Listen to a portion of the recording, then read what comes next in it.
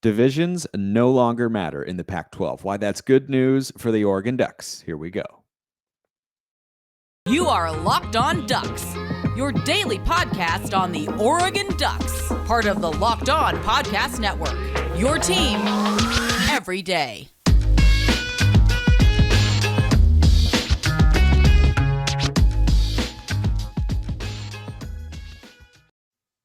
Yes, it is that time once again for Locked On Ducks. I'm your host, Spencer McLaughlin, D1 play-by-play broadcaster and lifelong Oregon Ducks fan. Thank you for making this your first listen or your first view if you're watching on YouTube every day, part of the Locked On Podcast Network, your number one source to stay up to date with the Ducks every single weekday. Like, comment, subscribe wherever you're listening to or watching the show. Appreciate all of you out there, and I appreciate smart management on a conference level. You don't always have it. I think we in the Pac-12 conference collectively have become a little accustomed to that with Larry Scott as the commissioner. There are a number of things. I don't need to go into all of them because he's no longer the man in charge. We have George Kliavkoff now, who has made his first, I think, significant move as the conference commissioner, and that is that divisions no longer matter in the Pac-12. And what that means specifically is that as of this season, it will no longer be the winner of the Pac-12 North against the winner of the Pac-12 South. And I know I've been giving some commentary recently on here about like, oh, could Oregon win the North? And who are they going to come out? That doesn't matter anymore. It's now going to be a matchup in the Pac-12 championship game at Allegiant Stadium in Las Vegas, which is a much better venue than Levi Stadium in Santa Clara, California. It will be a matchup between the two Pac-12 teams who have the highest conference winning percentage. So it will look like the Big 12 looks, just one through 12, whoever's the top or however many teams are actually in the Big 12. I always found that to be kind of funny. There's like 14 teams in the Big 10 or something, or the Big 12. It is what it is. But the Pac-12 is actually 12 teams. So the two with the highest winning percentage will be the ones who go to the conference championship game. Now, this is a rule that was announced very recently, just at some point earlier this week as I'm recording this on, Thursday? Yeah, Thursday, I think, was announced yesterday, and I think this is a great move. I think this is a great move. First of all, it's good news for the Ducks. It's good news for the Ducks because this will create better matchups in the Pac-12 championship game. Now, some of you might have, and I'm not saying that you're necessarily going to, but I just understand how you could have this point of view and say, well, what if they have, a really tough Stanford team that they have to play? And then instead of playing Stanford, you get to play a weaker team from the South some years. Isn't that a good thing? Yes and no. Yes, in that it creates an easier game for Oregon, but no, in that it's not as good of a look for the conference when you have, say, Oregon going up against a 6-6 UCLA team in the 2011 Pac-12 championship game. Like that's not a great look for the conference. It's not as competitive a game, and your championship game, looking at it from a conference perspective, should be one that is really a calling card for why recruits should go there, right? It's best of the best, and it should be a high-level competitive game with implications for both teams as it pertains to either a high-level bowl game or maybe even college football playoff. That's what you want if you're a conference looking at your football championship game. So I think having more interest and more hype in the conference is a good thing on the recruiting trail, and I think it'll provide Oregon with an opportunity. Not that they weren't having these chances already, but you just eliminate the possibility of having the aforementioned season where, one division is clearly stronger than the other. And I think it was shaping up to be the other way this year for the Ducks, where the North is looking like it's going to be a lot weaker than the South, where you've got UCLA, you've got Utah, and you've got USC. And in the North, it's kind of Oregon and then a fight for second place between Oregon State and Washington State. So I think that is an encouraging thing if you're a Ducks fan, because you want to be able to put as many quality wins on your resume as you can. Because if you're trying to get to the college football playoff, which is what we all want Oregon to do here, right? You have to have a certain number of quality wins on your resume. And if you only get one or two of those opportunities during the course of the regular season, then the likelihood that you're going to get there in a relatively weak Power 5 conference like the Pac-12, the weakest of the Power 5 right now, it's not as likely. It's just not as likely to happen because your schedule is not going to be very strong compared to those of other conferences. So I think from that point of view, it's good. You get more interest in the conference championship games. I hope they can start playing it on a Saturday. I don't know why they play it on a Friday. It's pretty ridiculous. But I think overall that's one element that's good for the Ducks. The other thing that comes into play here is scheduling, because right now the way that the Pac-12 scheduling works, for those of you that don't know, is you play everybody in your division, and then you miss, quote unquote, 2 teams from the other division, right? So Oregon this year misses, I believe it's Arizona State and USC are the teams not on their schedule. They've got UCLA, they've got Utah, they've got Arizona. I don't think they have ASU, and I don't think they have USC. And so these teams, rotate throughout over the course of a couple seasons, right? And you don't play this team for a couple years, but then you don't play this team, and those pairs get mismatched and such, or matched up all over the place, whatever word you want to put there. I don't even. Anyway, so right now it's used to determine who you don't play, in addition to who you do play. And what this means for Oregon is that from a scheduling perspective going forward, as of now, divisions are going to stand. They just won't mean anything as it pertains to the conference championship game, which I think is a good and a very logical thing, because why should a team that's in a crappy division get an added benefit if there's a better team in the other division? Like, that just doesn't make any sense. So I think this is a really good move from Kliavkoff and his new administration. That's Pac-12 Commissioner George Kliavkoff. I think right now what you have for Oregon is the possibility of missing teams that we've been used to playing every year since it became the Pac-12, right? Is Oregon could now go into season and not play a Stanford, a Washington State, anyone in the North, right? I don't think Oregon State will ever go away, because the reason they're keeping divisions right now, and at least in the near distant future, like I could see them keeping it in 2023 as well, is because of the way that it's incorporated into the scheduling process. And figuring that out is a pretty big next step for the conference. Now, they have all summer to do that, right? To put the rules and regulations and guidelines and all that sort of stuff for the schools. But this is something that every athletic director and head coach voted in favor of. It was unanimous consent. Like, everybody agrees that this is a good idea. You just have to figure out how to do the scheduling, because if you don't have that north-south differentiator, then you don't have a guaranteed 5 games, and then you work to see, what your other 4 conference games are going to be, in which 2 teams get left out of the regular season conference slate and whatnot. So I think that's a fascinating component, that we could go a year and maybe miss a Stanford or a Washington, who, as programs are down right now, but we've seen them at their peak. We've seen them beat Oregon at times over the last several years, 5, 6, 7 years or so. Stanford and Oregon have had a lot of competitive games, and Washington State has beaten Oregon several times. Now, that was when Mike Leach was there, and we'll see what Jake Dickert is able to do, though I think he's got the program certainly moving in the right direction, and they will be a competitive team. But I just think that's, one thing that could really change for the Ducks as we look forward.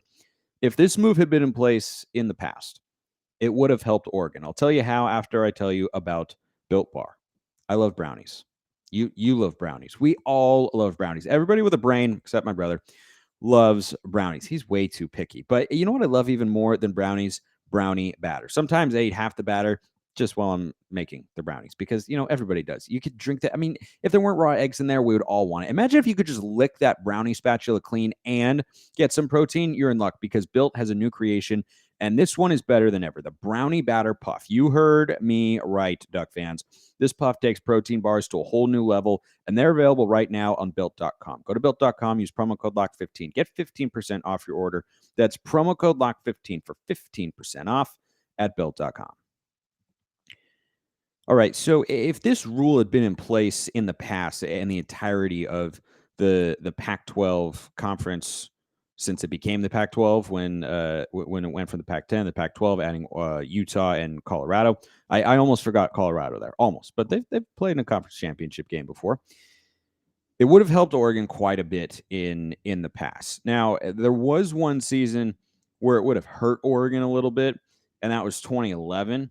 And, this is kind of the other side of the coin, because 2011, when Oregon went to the Rose Bowl with Darren Thomas and LaMichael James and Kenyon Barner and DeAnthony Thomas, started the season with a loss to LSU, ended with a Rose Bowl win against Wisconsin, which, by the way, let's just keep scheduling non-conference SEC opponents against tough teams that we lose to in a neutral site affair to kick it off, and then we just win the Rose Bowl at the end. 2 for 2 doing that, just throwing it out there. Anyway, but in 2011, Oregon was number 9, and they ended up playing a 6-6 UCLA team at Autzen Stadium. Now, the fact that the Pac-12 was in its very early stages is why it gets somewhat of a pass for playing a conference championship game at a team's home stadium. That's pretty ridiculous, but we've moved on from that. Vegas is a great venue. Allegiant Stadium is really awesome. Seating's a little confusing, I will say. When I went there, I had a little trouble finding my seat, and I've been to my fair share of stadiums. Haven't had that trouble before, so I think that could be a little bit more clear. But anyway, overall, it's been a good move, and will continue to be one for the conference. The environment was absolutely electric. But that year in 2011, you would have taken on number 4 Stanford instead of a 6-6 UCLA team, right? So that's also pre-college football playoff. So the downside is Oregon has to play Stanford again, and that was an Andrew Luck Stanford team, and that was a very good Stanford team that the Ducks happened to beat down in Palo Alto. I was at that game as well. That was a really, really fun day. I was there with a few friends and my parents, and that was a great weekend. Truly, it was. That was LaMichael running wild a little bit, had a 52-yard touchdown, I think, and DeAnthony screen pass on 4th and 7, and Josh Huff had a long touchdown as well. I think DeWitt Stuckey had a pick 6 to kind of seal the game. It was like 51 or 52-31, something like that and whatnot. But we would have been playing that team again instead of a 6-6 UCLA team. The downside is that Stanford's a much tougher opponent. But the upside is if that had been happening within the context of the college football playoff, even though Oregon had 2 losses, if you win that game, then it would have been a pretty legitimate resume booster to have beaten that Stanford team twice. And that's kind of the other side of the coin is you can run into a tougher opponent than you would otherwise face and thus potentially deprive yourself of a chance at a conference championship. But it allows Oregon or any other team that gets in there, frankly, to be able to boost their resume late in the year. And doing it in a conference championship game is pretty significant because everybody's watching. And if you're going up against the next best team in your conference, you're not just proving that you're the best team in the conference that year, but you're also bolstering your resume in a significant way. So if you're kind of on the bubble of winning a Pac-12 championship and getting to the college football playoff, right? If you're a team that's in that mix, as Oregon hopes to be, a win against a top 10, 15 opponent is going to do more for you than a top 25, someone who's barely in the top 25 or not ranked at all and has just had, a good run in conference play, maybe someone like that. That's going to do a lot more for you. So I think that's certainly the upside for the Ducks. But there were a couple other seasons where it would have helped Oregon get into the Pac-12 championship game when they otherwise didn't. But, this is why divisions, I'm just not a fan. It just doesn't. It doesn't allow for the 2 best teams to get there. And I think that's what it should be at the end of the day. Basketball is different because you're playing more games, but the 2 hottest teams going into the Pac-12 basketball tournament are going to get to the championship game, right? And that's what March Madness is all about. It's all about getting hot, having momentum, playing well at the right time, and then capitalizing on that in postseason play in a one-and-done environment. And so I think for Oregon on the football field, you want to be playing the next best team because you want to actually know that you're the best team in the conference, right? Utah knew that they were last year because they smacked us twice, right? There was no doubt about that, okay? That's the sort of season that you're trying to have because if you're going to be a team that gets to the college football playoff, you shouldn't have to be thinking, oh, well, I want to play a weaker opponent who's just in the championship game by way of winning a division and that weird rule. Like that's not the way we should be approaching that. If we want Oregon to get back to the college football playoff, which is something that is a very attainable goal, I think, for Dan Lanning and this new staff and a standard that we should hold them to in the coming years, we shouldn't have that mindset. It should be you think Alabama's ever worried about who they're going to play in the SEC championship game? You think Clemson cares which team they're playing in the ACC championship game or anybody in the Big Ten? No, like they want to play the best teams, and you should want to play the best teams. That's why I like that even though we lost to Auburn in 2019, we were willing to go out there and schedule them because we wanted to prove that we're able to compete with that caliber of a team. And this is a game that Oregon definitely should have won and ended up losing, of course, but again, if you're not able to win those sorts of games, you have to be in those sorts of places as a coaching staff and as a program. Proper pronunciation, of course. You have to be in those sorts of places if you're going to reach the summit in college football. You can't be afraid of that sort of stuff. I don't think that's the sort of mindset that I want Oregon to approach it with. But I got a little sidetracked there. But anyway, so there were two instances where Oregon would have gotten to the Pac-12 championship game where they didn't because of the divisions format. The first one I'll mention is 2015. And I will reiterate once again, I will forever die on this hill. If Vernon Adams does not hurt his finger against Eastern Washington, of all schools, Oregon gets back to the college football playoff. We probably beat Michigan State if he's not injured, and we certainly, then he missed a few games in there, and Oregon ended up at 9-3 and 7-2, I believe, in Pac-12 play, but didn't get to the conference championship game. We actually played spoiler that year for Stanford and kept them from reaching the college football playoff in that playoff format's second year of existing in the college football landscape. But that year, it was number 7 Stanford, and they played number 20 USC. I believe Stanford won with Christian McCaffrey, and then they went and thrashed Iowa in the Rose Bowl. I believe that's the correct season. You can hop in the comments here on YouTube and correct me if I'm wrong, but I believe that I'm right there. That's a game that would have been Stanford and Oregon. So Vernon Adams would have been getting another crack at that Stanford team in the Pac-12 championship game with a chance to go to the Rose Bowl. But it didn't happen because we had divisions. So we had to have the North champion and we had to have the South champion as well. There is another season where Oregon would have been in the championship game. Maybe you can think about it. Think about it. Think long and hard. I'll give you a hint. Stanford is involved. I'll tell you the answer after I remind you that our partners at BetOnline continue to be the number one source for all your betting needs and sports info. Find all the latest odds, news, and sports developments, including this year's basketball playoffs, Major League Baseball scores. Go Mariners, even though they lost 12-6 today after taking a 4-0 lead. Fights and even next season's NFL futures. BetOnline is your continued source for all your sports wagering information, from playoffs to live betting, esports, and more. Head to the website today or use your mobile device to learn more about the trends in action. BetOnline, where the game starts. Do you have it yet? Do you know what year Oregon would have been in the Pac-12 championship game had this format of divisions not mattering so much been gone away with, or just never existed in the first place? That was really good English, by the way.